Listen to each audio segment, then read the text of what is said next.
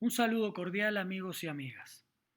La pandemia del coronavirus ha puesto en evidencia la realidad política, económica y social que afecta al mundo y en particular a la América Latina y en particular al Ecuador, obviamente.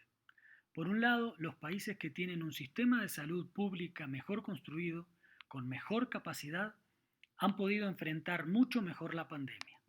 Los países que no han sido tan negligentes a la hora de tratar la pandemia también han tenido un resultado mejor que otros. Hay países como Brasil, Perú, Chile y lamentablemente Ecuador en los que sus gobiernos han manejado la emergencia con total negligencia, tanto en el ámbito sanitario como en las políticas sociales y económicas que han sido contrarias a los sectores más necesitados, que son los que sufren mucho más el ataque del coronavirus.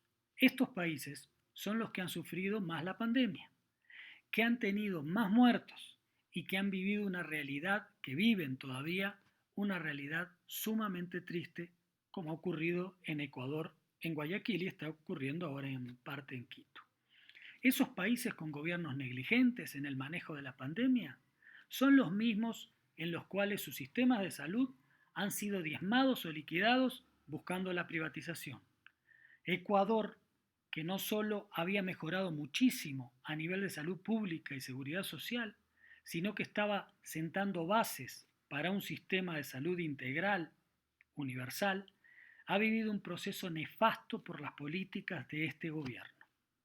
Desmantelamiento de hospitales, deterioro de todos los servicios, corrupción generalizada, desmantelamiento de la seguridad social, despidos de trabajadores de la salud, ruptura de convenios internacionales con países que aportaban a mejorar la salud pública. En fin, otros países que tienen sistemas de salud consolidados como Cuba o consolidándose como Venezuela salieron bien librados o están saliendo bien librados de la pandemia. Uruguay, que a pesar de haber cambiado de gobierno no ha desmantelado un sistema de salud ejemplar, creado y consolidado durante los gobiernos del Frente Amplio, ha enfrentado la pandemia adecuadamente. Argentina, con un gobierno preocupado por lo social, ha mantenido una política de salud que ha logrado contener el avance de la pandemia.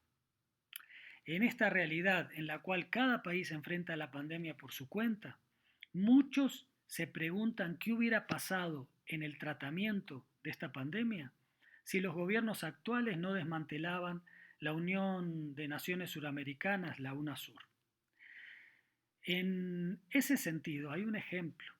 En la pandemia de gripe porcina en el 2009 tuvimos una muestra de los efectos positivos de actuar en conjunto entre los países suramericanos. En ese entonces, los países de América del Sur reaccionaron en conjunto a través de la UNASUR, con políticas sanitarias, compra de medicamentos, intercambio de personal sanitario. Se demostró una verdadera integración solidaria. Si esto se hubiera mantenido, el tratamiento de la pandemia actual habría sido distinto. Lamentablemente, UNASUR ya no existe. Se liquidó el Consejo de Salud porque ahora los gobiernos ejercen la sumisión internacional contra la integración y promueven la salud privada contra la salud pública.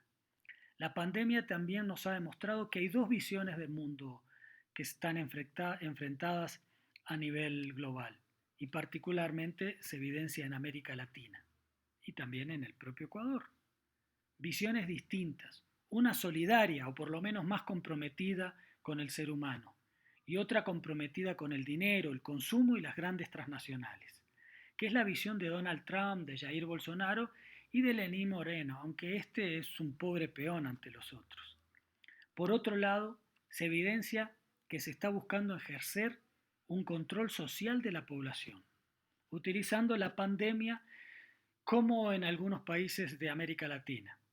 La región vivió un estallido social, hay que acordarse, a finales del 2019, en distintos países de la América Latina.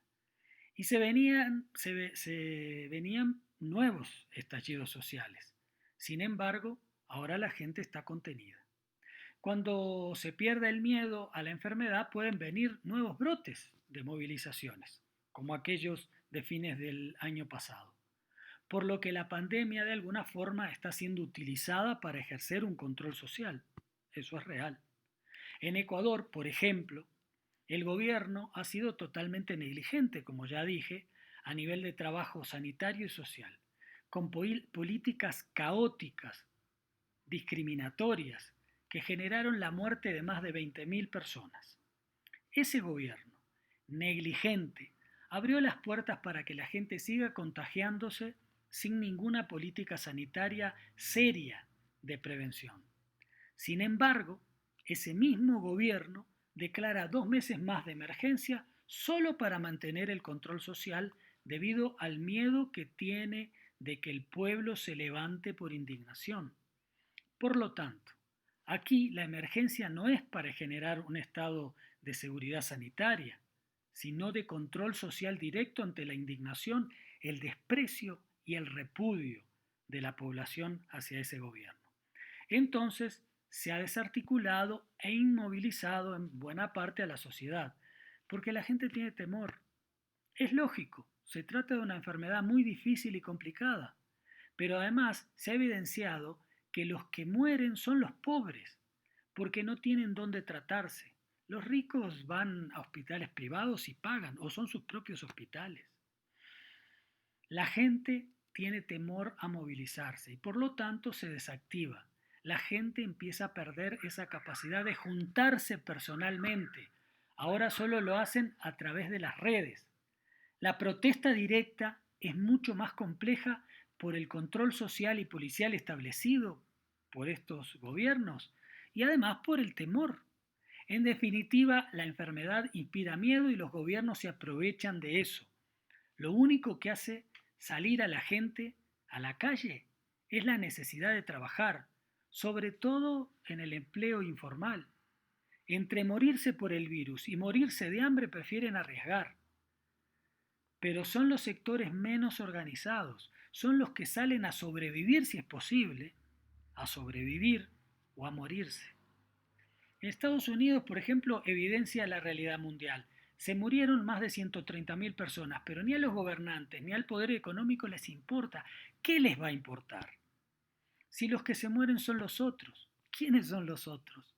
Los otros son los que siguieron trabajando durante la pandemia porque tenían que sobrevivir, los afroamericanos, los latinos, los pobres, que no pueden dejar de trabajar.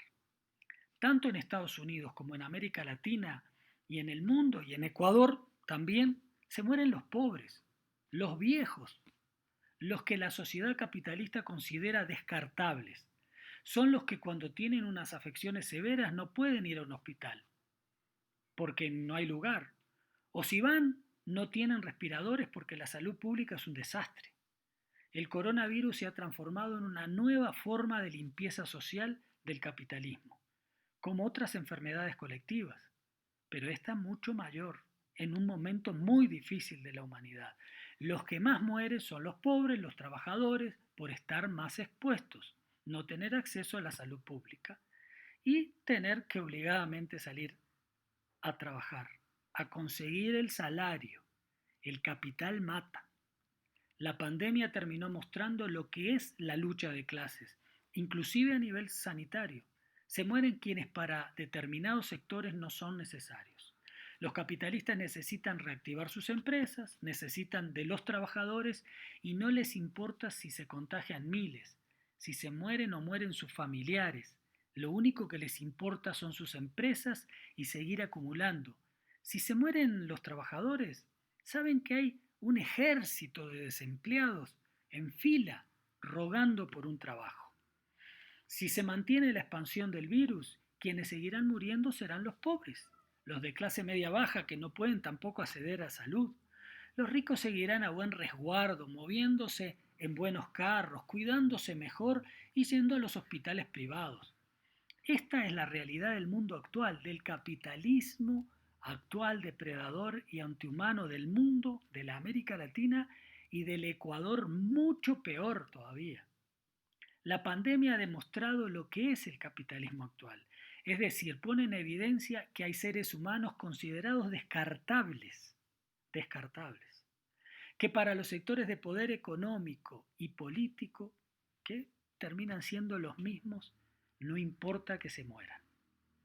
En Brasil, por ejemplo, los indígenas están muriendo, los mismos que se oponen a la deforestación desenfrenada que sucede en ese país.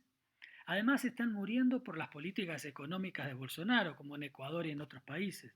Desde luego, la enfermedad se ensaña con ellos porque así están construidas las relaciones sociales en el mundo. De la misma forma que mueren los pobres en las ciudades, en el campo, en las zonas selváticas también se mueren los pobres. Los indígenas de Manaus, en Brasil, cuando quieren ir a un hospital no lo encuentran o están desbordados. Además, los indígenas tienen menos resistencia a este virus, lo que pone en evidencia lo nefasto que es este capitalismo que vivimos. Y lo repito porque es la realidad y golpea esa realidad. A las élites empresariales y los banqueros lo que le interesa es que el aparato capitalista funcione. Para eso no necesitan de cuarentena ni de proteger a la gente. Así se han comportado en América Latina y en esta región las élites son peores porque tienen una voracidad muy grande. Bueno, en Ecuador peor, son las peores élites de América Latina. En Quito están tan desesperados que presionaron a la alcaldía, bastante pusilánime por cierto, para que abra lo más pronto las actividades. Abrieron y pasó lo que está pasando, los hospitales colapsados y la famosa curva de la pandemia que va hacia arriba, día a día, con un ministro de salud que no tiene ni idea de la salud pública. Creo que tampoco le importa, ¿no? Porque está acostumbrado a la salud privada, viene de ese sector y defiende ese sector. Es una cuestión de clase.